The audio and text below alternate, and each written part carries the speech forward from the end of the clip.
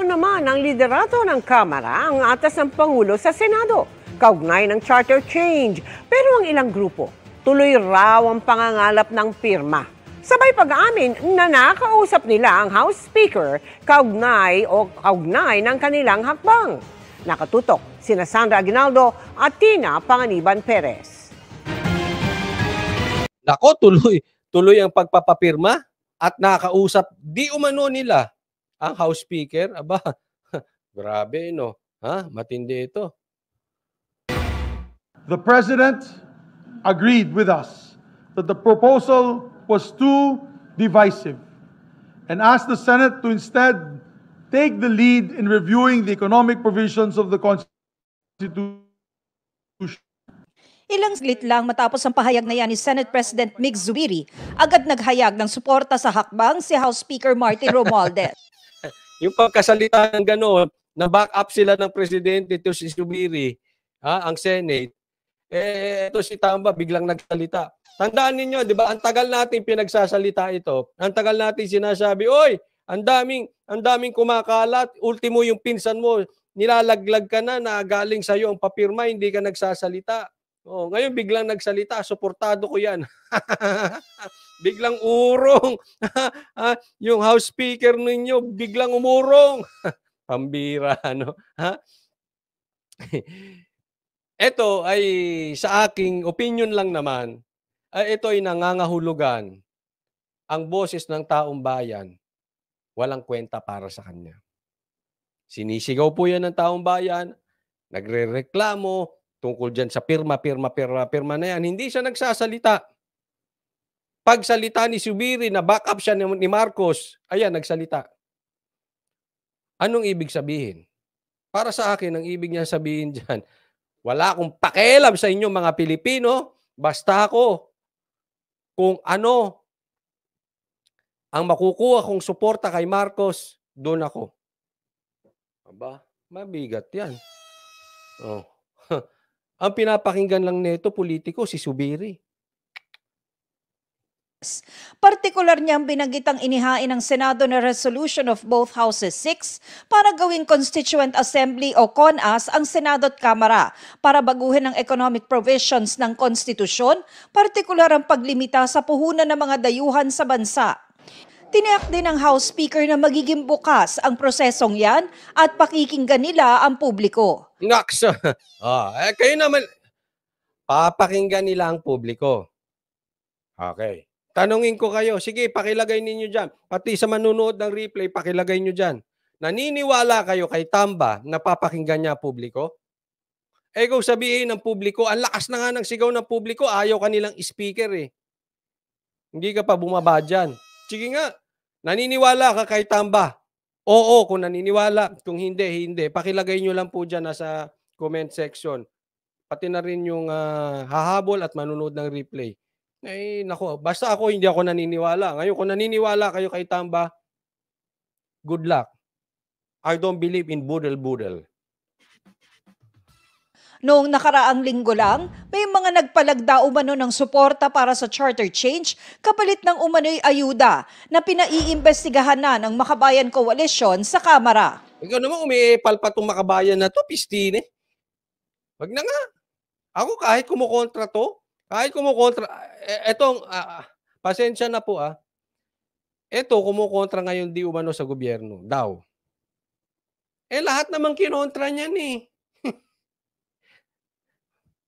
Wala akong tiwala dyan, bahala ka dyan. Kasi marami kaming nare-receive na mga reports. Yung bagong term na narinig ko sa mga report, yung payout, ay naririnig ko lang yan. Dami mong naririnig na report, dami mong pasabog, wala ka nga napapatunayan, wala ka nga ebidensya. No, laglag nga yung kaso mo kay PRRD, dami mong naririnig, napakagaling mong babae ka. Tita, pasensya na po. Hindi ko tita. Epal din kasi ito. Sa DSWD. Ewan ko ba ba't ang lakas nito palabas sa TV? Ano bang meron mainstream media pa na yung labas? Napakalakas ata nito sa Congress. No? Pag payout, ibig sabihin, bibigyan ng pera na. Kabilang sa gustong paimbestigahan ang paglaki ng budget ng COMELEC para sa pagdaraos ng mga plebisito, referendum at eleksyon mula sa 2 billion pesos sa 14 billion pesos. Laki ng dinagdag, no? O, sa pinaghahandaan na eh. Yun yung sinasabi natin na, paano naging People's Initiative, naghahanda kayo? Eh, ang sagot nga ng mga senador ngayon, parang naka-ready na eh. Aba, ha? Ano to? Selling the drama? Gusto rin itong ipatawag ang mga grupong nangangalap ng lagda para sa Chacha. Saan ba nanggagaling yung kanilang pondo? No, napaka-massive yung kanilang pagpapapirma at saka yung kanilang Nasasayang yung pondo no napupunta sa kanila, no? Dahil lagay na natin sa mga ano? Sa mga rebelde. Hindi. Ayoko Ayoko ng mga rebelde. Ano lang po yun. Dapat ilagay natin doon sa susupili ng mga rebelde, di ba? Susupili yung mga CPP, NPA, di ba? Franz Castro. Doon natin ilagay ang pera. advertisement para malaman ng taong bayan na hindi government fund ang ginagamit nila. Pero malabo raw na maimbestigahan kung may mambabatas na sangkot sa signature campaign. Ang sinasabing pangangalap ng lagda na namonitor sa iba't ibang lugar nangyari raw sa kanyang distrito sa Antipolo pag-amin ng isa mismong kongresista. Pero Si Akop. Distrito ni Akop. Merong pirmahan. Pakinggan natin paano didepensahan ni Akop yung kanyang sarili. wala umanong direktiba ng liderato ng Kamara at I can assure you na kung mayroong pumipirma doon, walang bayad.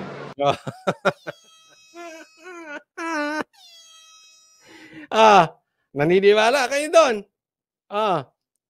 Meron di umano pirmahan sa lugar mismo ni Akop, pero sisiguraduhin daw niya sa taong bayan, walang bayaran.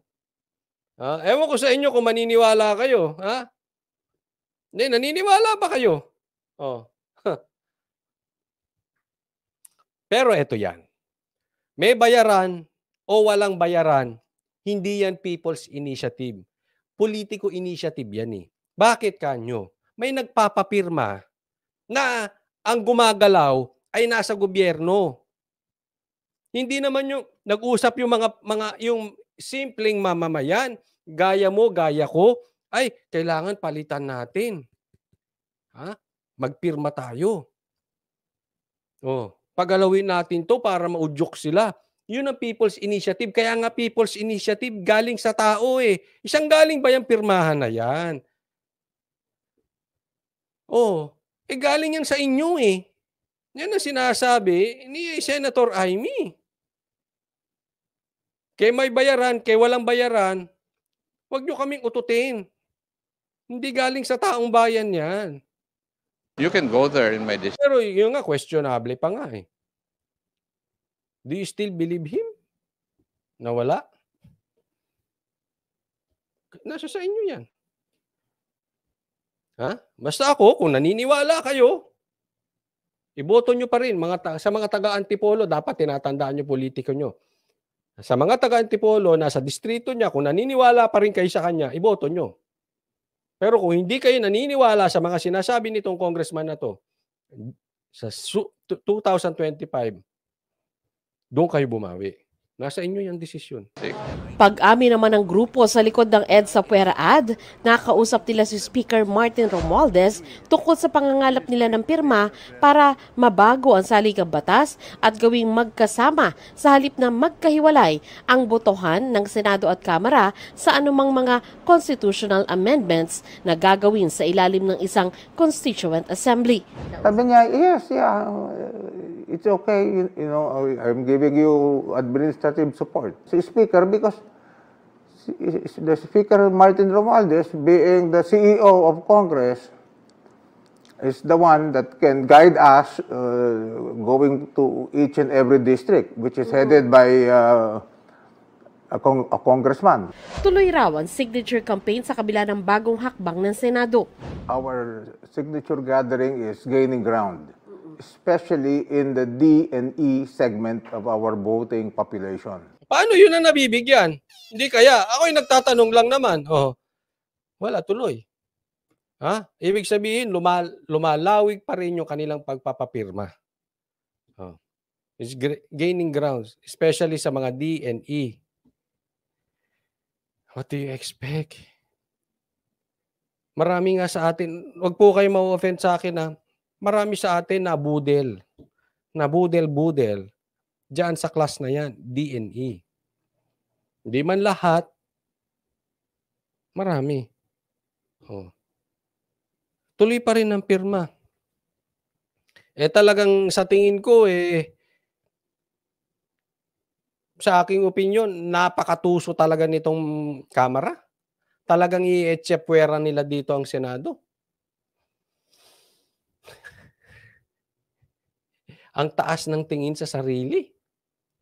Isipin mo yung may mandato galing sa buong Pilipinas na boto, gustong tanggalin at gustong manduhan itong mga congressman na ang bumoto lang naman sa kanila ay yung kanilang distrito. Ganun po kataas. Ganun po ka-control freak. They want control. Ang tindi talaga nito. But anyway, it shows na gumugulong po ito. Nakakatakot na po kasi tapos ngayon sumasang-ayon na ang Senado. Hindi natin alam kung anong kakahinatnan nito. But then again, ang kaya lang natin gawin, tayo magsisigaw. Malupit na ito. We have gotten at least 30% of the needed signatures. Yun ang pinagmamalaki. Napakaliwanag pa sa liwanag ng araw. 30% nila. Again, every day, it shows they are serious about this. Kaya dapat tayo mga Pilipino, magkaisa na tayo dito.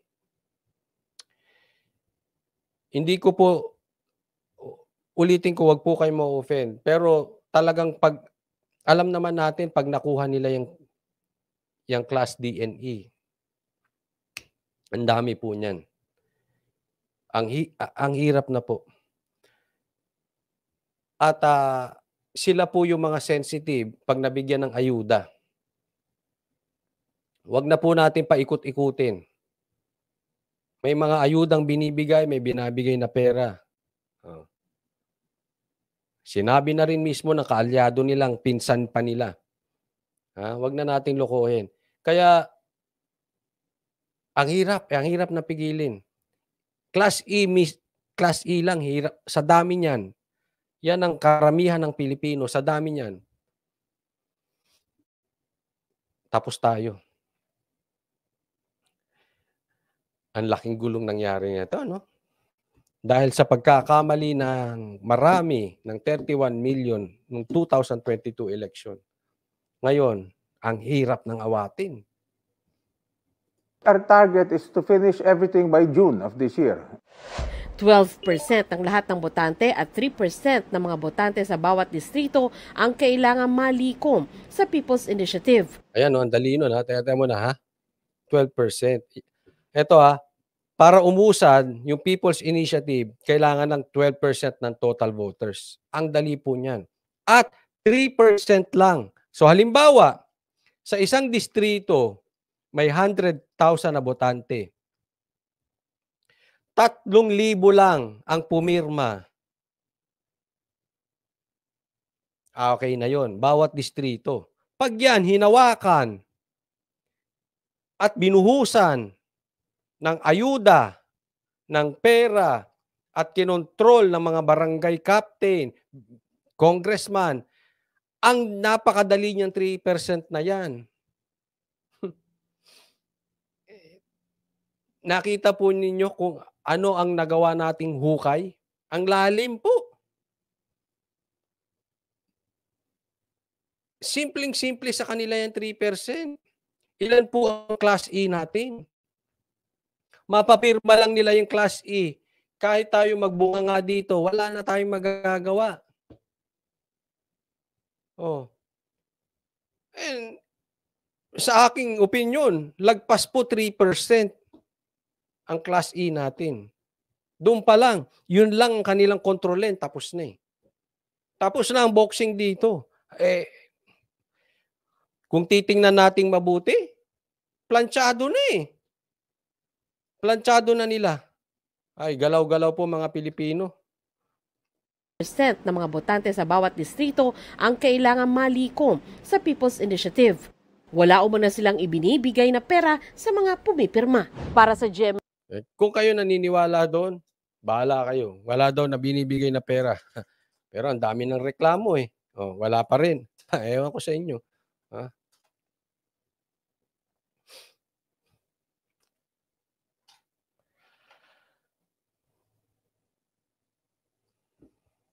Sabi ni Karil, ginigisa lang ng sariling pera ng sambayan. Halimbawa, magbibigay sila ng pera sa taong bayan. O dyan sa People's Initiative. Paayuda, regalo, kung kaano man. Kasi iiba-ibahin lang nila tawag nila dyan eh. Ganun pa rin yun. Pera nyo pa rin yan. Pera pa rin ng nating taong bayan yan.